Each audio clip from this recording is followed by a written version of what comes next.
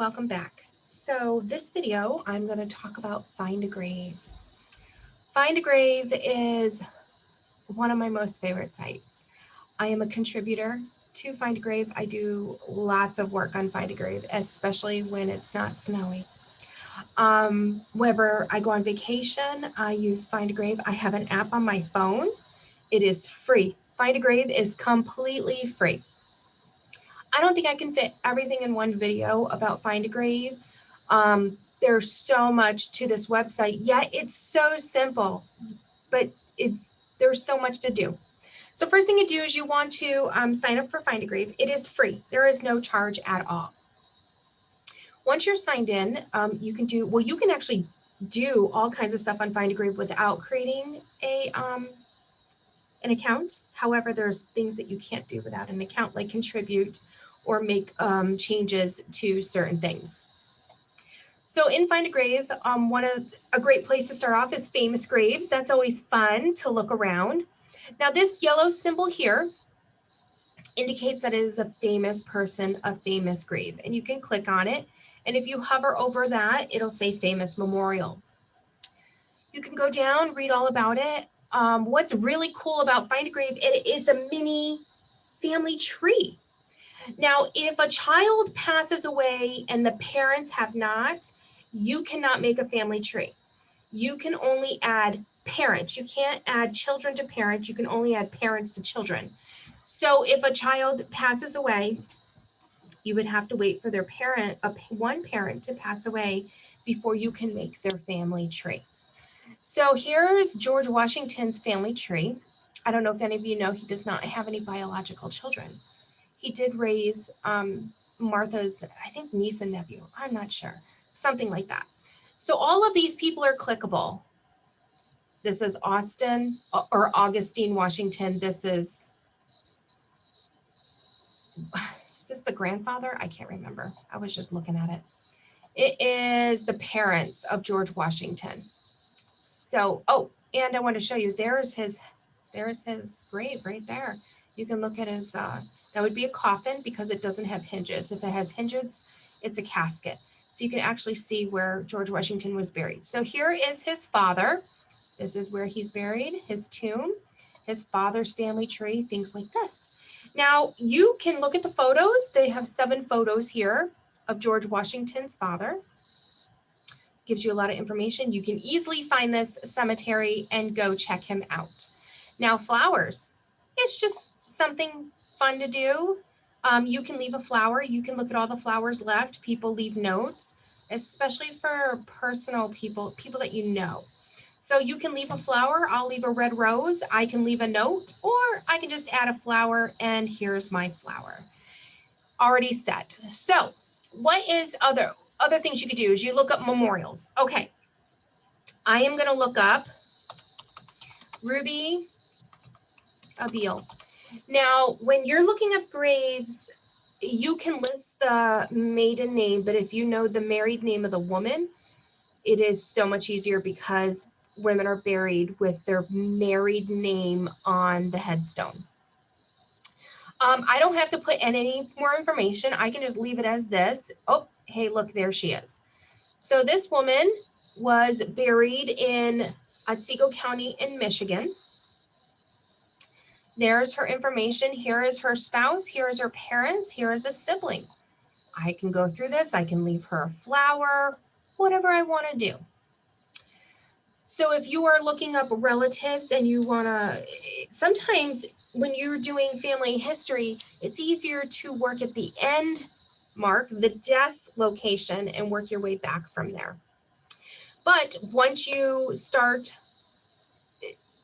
going into cemeteries, you can start taking pictures. So let's say I want to go, I'm going to go back to the front page, and I'm going to look for a cemetery. I'm going to go to Gerald B.H. Solomon in New York. I have to choose one, so New York. So I'm going to go check it out and see what I can find. Oh, it's not there. It's a little finicky in how you find places. Okay, so I'm going to put Gerald. It might be period B.H. There it is. Click what they pick, and I think it is in Saratoga County, New York. So I'm going to search for it, and here it is. The reason why I go to this cemetery is because I want you to look at this. This is a military cemetery in upstate New York that I visit, and I work on logging headstones in this cemetery.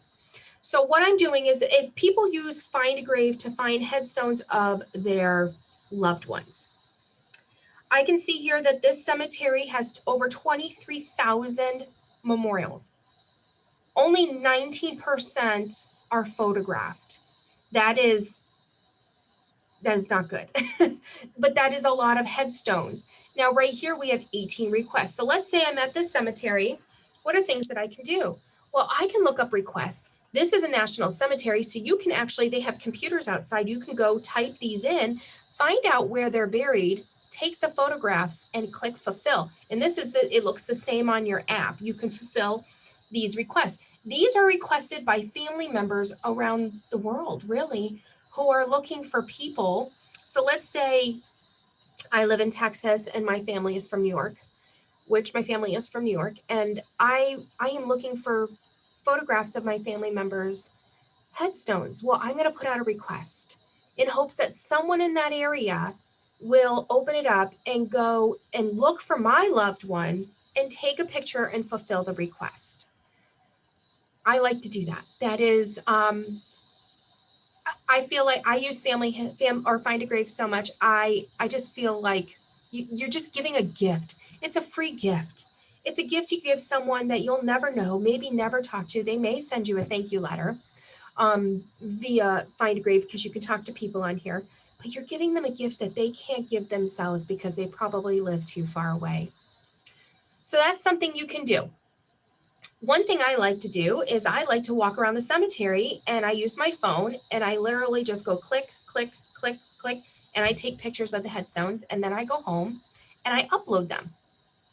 So I'm going to go look at memorials and you can see here. So this one has a photo, but you can see it has a no grave photo.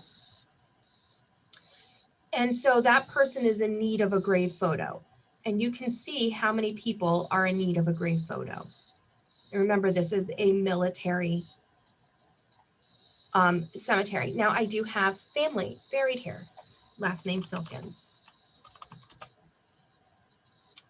This is my uncle. He is buried there, and so is his wife.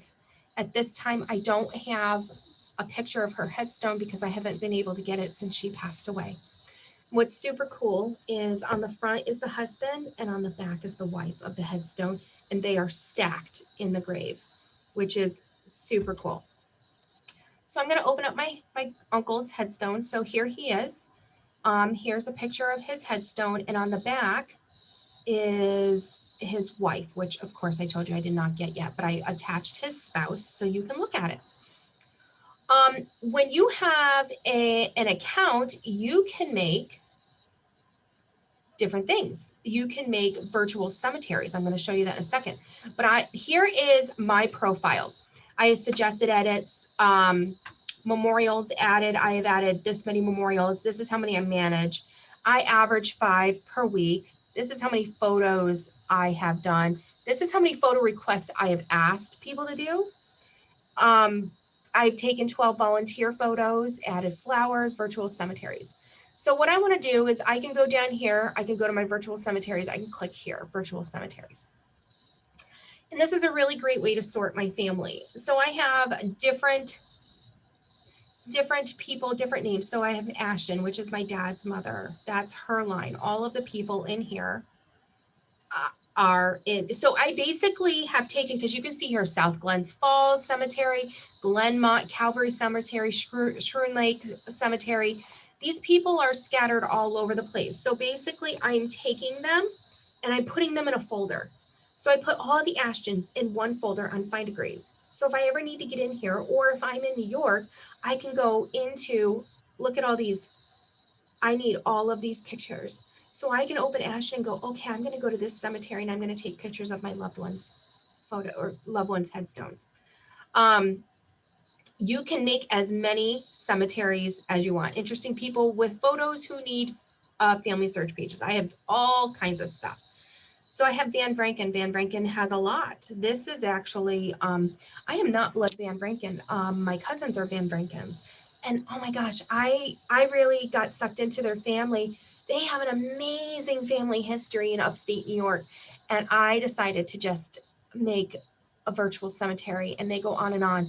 And when I'm back in New York, I am going to these cemeteries to take their photos.